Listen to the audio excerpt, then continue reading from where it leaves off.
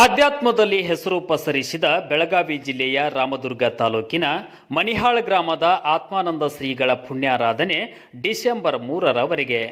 ಪ್ರತಿಯೊಬ್ಬ ಮನುಷ್ಯ ಬಯಸುವುದು ಸುಖ.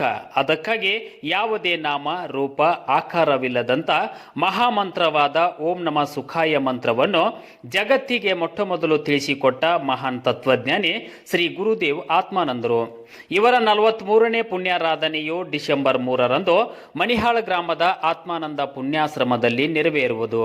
ಇನ್ನು ಸುರೇಬಾನ ಮಣಿಹಾಳ ಗ್ರಾಮದ ಗುರುದೇವ್ ಆತ್ಮಾನಂದರ ಪುಣ್ಯಾಶ್ರಮದಲ್ಲಿ 75ನೇ ವರ್ಷದ ಅಮೃತ ಮಹೋತ್ಸವದ 1 ತಿಂಗಳ ಪರ್ಯಂತರ ಓಂ ನಮಃ ಸುಖಾಯ ಜಪಯಜ್ಞೆ ಕಾರ್ಯಕ್ರಮವನ್ನು ಸೋಮವಾರ ನವೆಂಬರ್ 3ರಂದು ಜಗದ್ಗುರು ಶ್ರೀ ಸಮರ್ಥ ಶಿವಾನಂದ ಮಹಾಸ್ವಾಮೀಜಿ ಧ್ವಜಾರೋಹಣ ಮಾಡುವ ಮೂಲಕ ಈ ಮಹಾಮಂತ್ರದ ಜಪಯಜ್ಞೆ ಕಾರ್ಯಕ್ರಮಕ್ಕೆ ಚಾಲನೆ ನೀಡಿದರು.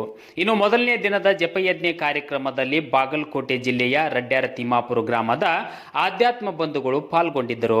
ಇನ್ನು ಈ ಕಾರ್ಯಕ್ರಮದಲ್ಲಿ ಸುಮಾರು 1 ಲಕ್ಷ ಜನ ಪಾಲ್ಗೊಳ್ಳುವ ನಿರೀಕ್ಷೆ ಇದೆ ಎಂದು ತಿಳಿದು ಬಂದಿದೆ.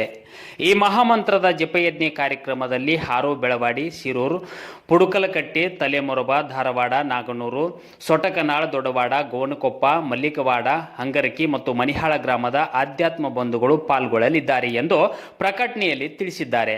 ಸುದ್ದಿ 108 ನ್ಯೂಸ್ 24x7 ರಾಮದುರ್ಗ.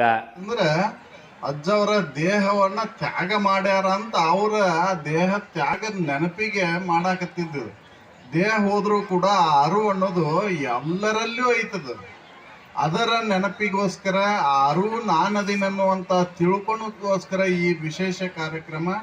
ಈ ವಿಶೇಷ ಕಾರ್ಯಕ್ರಮದ ವೇದಿಕೆ ಮೇಲೆ ಇಲ್ಲಿವರೆಗೂ ತಮ್ಮ ಅನುಭವದ ವಿಚಾರಗಳನ್ನ ಉಣಬಡಿಸಿದಂಥ ಎಲ್ಲ ಅನುಭವಗಳಲ್ಲೂ ಹಾಗೂ ತಮ್ಮೆಲ್ಲರಲ್ಲೂ ನನ್ನ ವಂದನೆಗಳನ್ನು ತಿಳಿಸುತ್ತಾ